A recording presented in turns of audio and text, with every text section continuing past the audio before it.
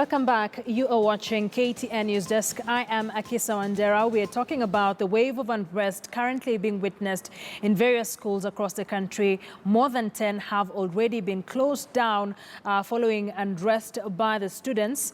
And yesterday we saw Education Cabinet Secretary Ambassador Amina Mohamed read the Riot Act to the students who were causing mayhem in various schools. A number of measures put in place, like criminalizing these various activities that they are involved in schools that are causing unrest, to as far as putting these records in their living certificates, them being denied scholarships and bursaries, etc. Let me reintroduce my guests in studio who are just helping us put into context the issues that are being forwarded from schools and how we are handling it as a country and how the government is handling this particular issue. In studio here, I have Joseph Wasikongo. He's the National Coordinator at Elimu Yetu Coalition. Once again, thank you.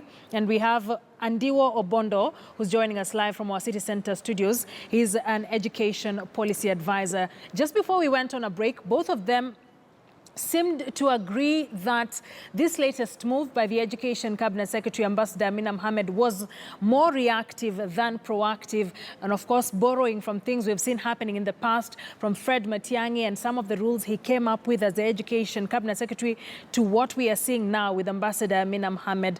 You say once again that this is reactive, but ideally what should we have seen then? One, I think a critical element would have been that let us build from where we have come from. The most immediate thing that comes to mind is a report that was presented by the task force by Claire Omolo, 2016, that task force report. And this report actually came up with a raft of measures in a way to actually prevent what is happening today. And one can visit that particular report and ask the question, have some of these issues really been sorted out? For example, one of the factors that was seen as contributing to some of these riots was around school safety. The argument was that if a school is perceived to be unsafe, if children are operating in an unsafe environment, chances are they're going to, at one particular point, they're going to riot. Now, the question is, the guidelines that have been given by the ministry in this particular regard, have those guidelines been implemented? One other thing was the element of rules, because one of the schools actually, the reason why they went on strike was actually related to rules. And what this report found out, that some of these rules were just coming from nowhere. And there were so many, almost uncoordinated. Some of them did not even make sense to the students. And what happened at the end of the day was a recommendation that these rules should be very clear, concise, and should be developed in a participatory manner with even these students. It brings to mind a case of one of the schools whereby the rioting has been as a result of the students feeling they have not been given permission to worship. So these are some of the issues that I'm talking about. If this report was implemented, probably we would be seeing a different So reports are today. Gathering dust.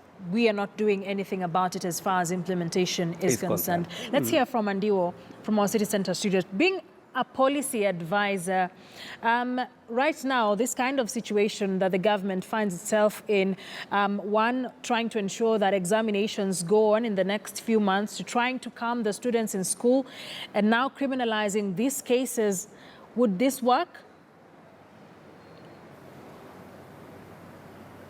I think this may or may not work, but what we were expecting, as Joseph says there, is that we ought to have received an update of the progress with the Omolo Task Force report, an audit of where we are, because we are saying that there are recommendations that we see, some of them were very good, but we are not sure to what extent these recommendations have been implemented. So we were expecting an audit from Amina and her team to say that from the task force, the Omolo Task Force, this is what we have done. Because if you look at the issues that could be at the bottom of this problem, I think the big issue is management. How are we managing schools? Because if we can be able to continue and prepare for exams, but if we don't identify why students are communicating to us the way they are doing, then we may see more schools rioting. One thing that I know happens, and I think it was clear in the report, in the Molo report, is that head teachers are not consulting the learners adequately in terms of what they want to do in the schools. Like I think the example that Joseph has given, they are setting rules without involving learners, without listening to them. And sometimes students are forced to do certain things. Like if you look at Malira case where they were rioting because of entertainment.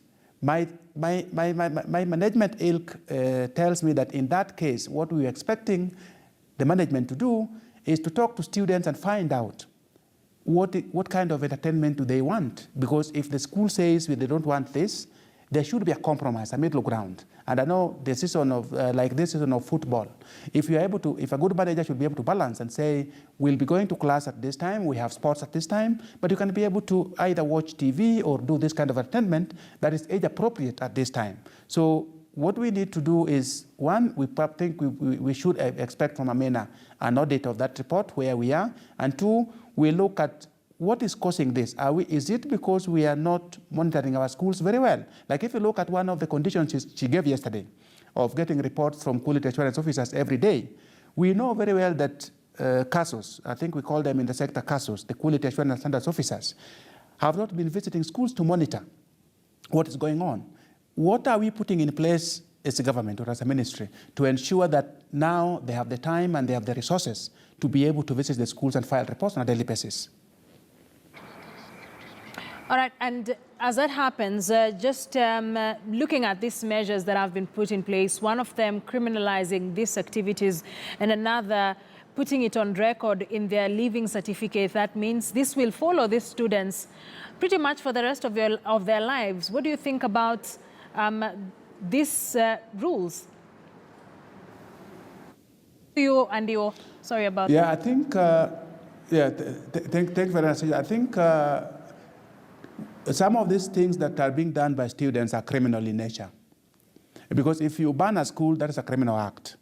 And I believe we need to get a way in which we can be able to deter students from, if you have from banning their schools. Like if you have a complaint or you have an issue, what we want to see is an open platform where management can be able to talk to students, where teachers are able to talk to students and listen to them. But I think because we are not giving that platform and giving that audience now, that is why our students are reacting that way. But I believe it is wrong to be able to ban a school. And to me, if that is what it will take to stop touching of schools, then we should be able to make it criminal for somebody to either touch a school or touch a bus. But what we need to do beyond that, because that is something that we can only be able to see will happen after the school is banned.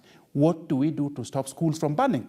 Because this probably will be able to address the cases of those who see these cases and say, I can't do this because this will follow me. But what we need to do is look at it, how can we be able to improve the interaction between school management and learners? Because when it gets to a point where they decide to ban a school, it means either communication has broken down or students have no room to be able to share their concerns, to be able to express their problems and discuss these issues with the administration for solutions.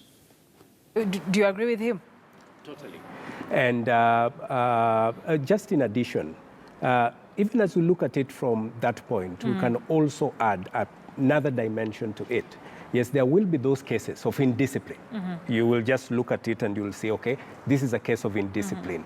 I have in mind like what happened at Chalby Secondary School, whereby students just caned teachers. That is an issue of indiscipline. There could be other issues lying there, but indiscipline comes up. I think even as we move ahead and we look for opportunities to engage, including engaging with students, it should also be made clear to the students, yes, we want them to succeed. We have their matters at heart, but they can get away with things to a particular extent. They cannot always get away with things. So that point should also be made very clear to them. because at that particular age, at that particular stage in life, it's very easy to think you can get away with a lot of things. But they ought also to understand that they can get their limits to this. And if they go beyond those limits, then they're bound to suffer. And one way of suffering is actually the warning that has been given by the DCI. Knowing how the system works, you can literally go nowhere if you have a record with the police. There are so many opportunities you'll not access. Now, this point has got also to be made very clear to the students. Even as we engage and try to find the root cause of some of the issues that disturb them in schools. But then you are both talking about improved interaction between the management of schools and the student. Yes. Currently, in most of these schools, the relationship is a bit shaky between the management. How do they go about this? In terms, I think there should be forums. We should have forums that can be able to make these things possible. I think even within the Education Act, there are some certain structures, and within those structures, like the PTAs, the school committees, the boards of management, we can have an arrangement whereby students can be able to voice their concerns. We should also, I think, take note of the fact, I think for a very long time, corporal punishment was used to put people in check. But we are dealing with students who understand that actually this has been outlawed. Yes. So if a school, for example, uses that as a means to control students, there will be rioting. These are some of the things that we should be talking about. So we are talking about children who are very much aware of their rights. And when we engage them from that particular angle. So we need to improve on matters of engagement. One of the critical things that I appreciate that Amina has said is that the regional coordinators, they are going to talk about these things and all over the country so as to find the root cause of this. And that is at that particular level. But this conversation should get into schools and into school communities so that we can be able to really find the root cause of the issues at play and be able to address them. And if, as an education policy advisor, if you were advising the government right now, what would you be telling them? Two things. I think I would, three things. One, I would say we need an audit of the Omolo report. That is one thing that we need to see in terms of where are we? What have we implemented and what have we not? And with what kind of results? And then number two is to look at how we can be able to improve that interaction we are talking about. And one of the things that I think can be done is to make it possible for students to complain when issues are not working in their schools. I think what is happening in most schools is that we don't allow students to complain. We don't allow students to register discontent or disagreement, either with the processes that are happening in the schools or some of the facilities or services that they get. If we allow people to complain and register their discontent, and then there's a platform to address those, there's a mechanism to redress any complaints that we have, it is possible that we are rioting and banning schools because they have complained for quite some time. Like if you listen to the case of Ngea girls, where they were saying that they have been talking for a while, and the management is not listening.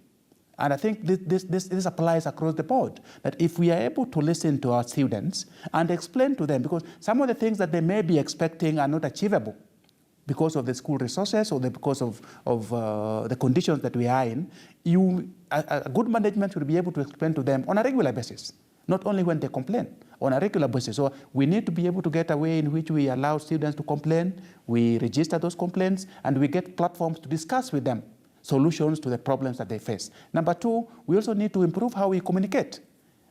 I think if you look at what Joseph is saying, that we are dealing with a community that is now more aware about their rights than during our days, it is possible that we no longer expect directives alone to work with the current students, that you wait for a Friday assembly or a Monday assembly and begin to issue directives that you have to do ABCD. We must be able to get a way in which we communicate and consult before we make decisions. Like I would expect the current school managers, school boards, to get a way in which through student councils, how do we get their views before we make major decisions? Because in most cases, they are reacting to certain decisions that have been made by either the boards or school managers. How do we consult to ensure that whatever decisions we make as school boards are responsive to the needs and concerns of both learners, teachers, and parents? The third thing that I would be able to think that should be done is we need to get a way in which we look at the three key players, the primary actors in the school. That is the parents, the teachers, the learners. Are they interacting effectively enough to be able to know? Because I think if you allow teachers to interact and parents to interact with the learners well enough, they can be able to tell some of these things beforehand.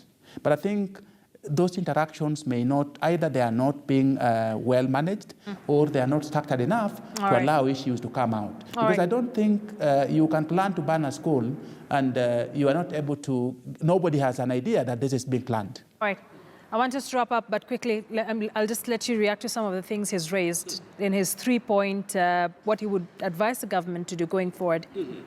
Maybe I can just add to it in terms of what has been recommended. Number one is that the supervision bit, I think we should also streamline and ensure that there is good student supervision in their various schools. Because one of the concerns that are raised, especially in boarding schools, is that sometimes these students are just left with watchmen or some of the supportive staff in school to supervise them. When we don't have that supervision, especially by a professional, then chances of these strikes really happening are very, very, very high.